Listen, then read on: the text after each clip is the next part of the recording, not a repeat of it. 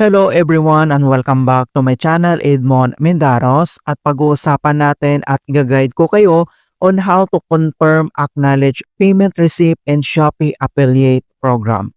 Kaya station ka lang at start na natin. So ano ba yung tinatawag na acknowledge receipt in Shopee Affiliate? Isa itong summarize ng earnings commissions transactions sa bawat products na in-affiliate natin sa Shopee. So makikita mo dito ang total earnings commission mo. Ayan, so since naka-receive na tayo ng email ni Shopee Affiliates na kailangan na natin i-acknowledge yung ating receipt. So kailangan within 3 days ay kailangan na natin ito magawa para ma-process yung payment natin at ma-transfer na ito sa ating Shopee Pay. Ayan, so kung paano ba natin yan i-confirm yung acknowledge? So ang next step ay kailangan mo lang i-open yung Shopee applications. Click mo lang yan. And then dito sa baba ay kailangan mo lang i-select dito yung Me Tab Profile. So dito sa ating Shopee homepage and then scroll down ka lang and kailangan mo lang i-select dito yung Affiliate Program. So itap mo lang yan. And then dito sa baba ay kailangan mo lang i-select dito yung Income. Ito siya. So click mo lang yan. And then makikita mo na dito yung ating income na please process the receipt to receive your commissions. So since maliit pa lang tayo yung ating earnings, so bago lang tayo sa Shopee Affiliate, at least meron na tayong extra income. So ito yung aking na-earn na commissions mga kaibigan. So okay na yan. So makikita mo na dito yung lahat ng ating bill for commissions na nakapending. So ibig sabihin yung nakapending ay hindi pa na natin yan na-acknowledge yung receipt. Ayan, so kung paano ba natin ito i-confirm yung acknowledge? So, i-click mo lang itong bill for commissions completed. So, makita mo dito yung pending. So, tap mo lang yan. And then, commissions income. So, nandito yung total commissions natin. And dito naman sa kanyang income breakdown, pwede mo naman itong i-view. Click mo lang yung see more. Tap mo lang yan.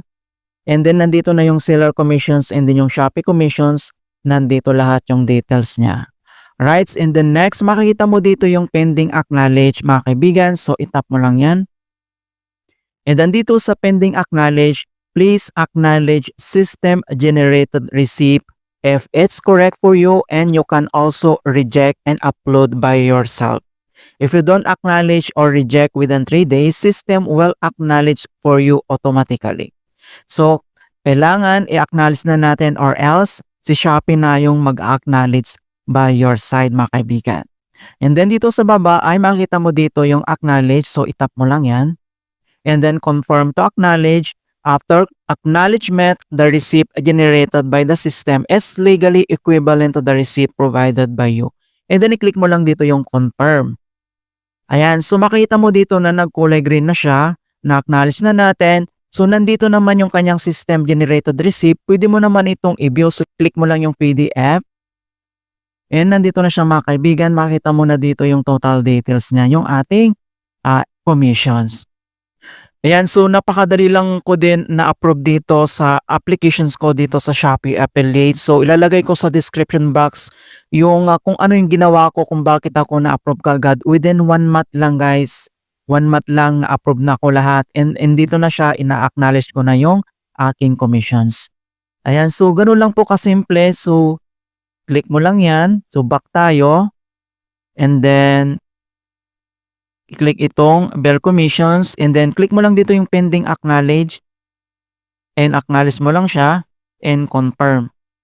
So, baka may magtanong dyan guys kung kailan ba natin marireceive yung ating mapupunta dun sa Shopee Pin natin or ma-acknowledge yung ating commissions. Yung earnings natin, siguro maghintay tayo ng within 1 week. So wala naman kasi ditong sinabi kung exact date kung kailan natin marireceive yung ating earnings. So hintayin lang natin na mag-notify si Shopee Affiliate at i-double check natin dito sa ating Shopee applications mga kaibigan.